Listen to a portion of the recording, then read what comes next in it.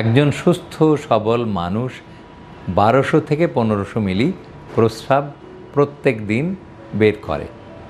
মানে আপনার 1200 থেকে 1500 মিলি প্রস্রাব হলেই আপনি সুস্থ থাকতে পারবেন। তো এই 1200 মিলি বা 1500 মিলি 1.5 লিটার প্রস্রাব করতে গেলে যতটুকুন পানি আপনার প্রয়োজন ততটুকুনই খাবেন। তাহলে পানিটা না মাপার দরকার নেই, প্রস্রাবটাকে মাপবেন। আর পাথরের রুগীদের আমরা উপদেশ দেই যে কমপক্ষে 2 লিটার প্রস্রাব হতে হবে প্রত্যেক দিন। তাহলে 2 লিটার প্রস্রাব করতে গেলে আমার মতো লোক, মানে আমরা তো নিষ্কর্মা মানে অকর্মা, এই ঘরের মধ্যে বসে থেকে ডাক্তারি করে রুগী দেখি, তা আবার এয়ার কন্ডিশন রুম যেখানে এক ফোঁটা ঘাম ঝরে না।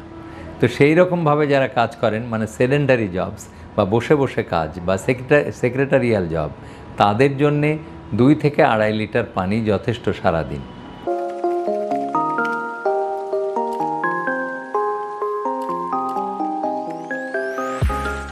কতটুকু পানি খাবেন? খুব সাধারণ একটি প্রশ্ন, কিন্তু বারবার ঘুরে ফিরে ডাক্তারদেরকে বিব্রত করে তোলে যে কতটুকুন। আমি এক কথায় বলি, যতটুকুন আপনার প্রয়োজন ততটুকুনি খাবেন।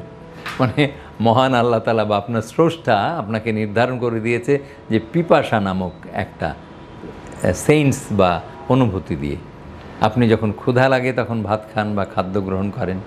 ক্ষুধা লাগিয়ে খাদ্য গ্রহণ করা, পিপাসা লাগিয়ে পানি গ্রহণ করা, এর বাইরে কোনো উত্তর নেই।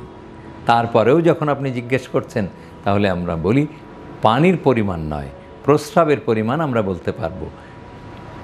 একজন সুস্থ সবল মানুষ 1200 থেকে 1500 মিলি প্রস্রাব প্রত্যেক দিন বের করে।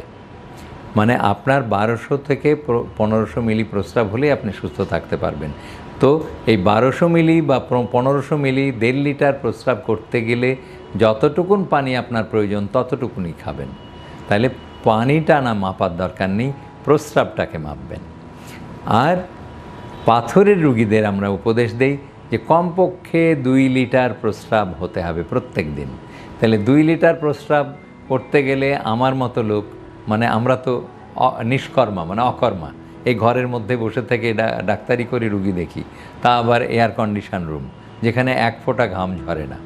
তো সেই রকমভাবে যারা কাজ করেন, মানে সেডেন্টারি জবস বা বসে বসে কাজ বা সেক্রেটারিয়াল জব, তাদের জন্যে 2 থেকে 2.5 লিটার পানি যথেষ্ট সারাদিন।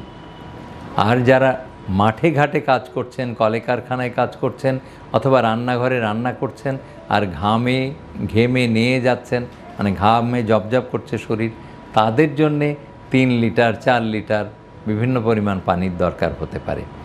যেমন একজন রিক্সা টানছেন যিনি, তার পানি আর আমার পানি সমান নয়। আমাকে 2 লিটার পানি হলেই আমার চলে যাবে, কিন্তু একজন রিক্সা টানছেন যিনি, সেই ভদ্রলোকের কমপক্ষে 4 থেকে 5 লিটার পানি লাগবে।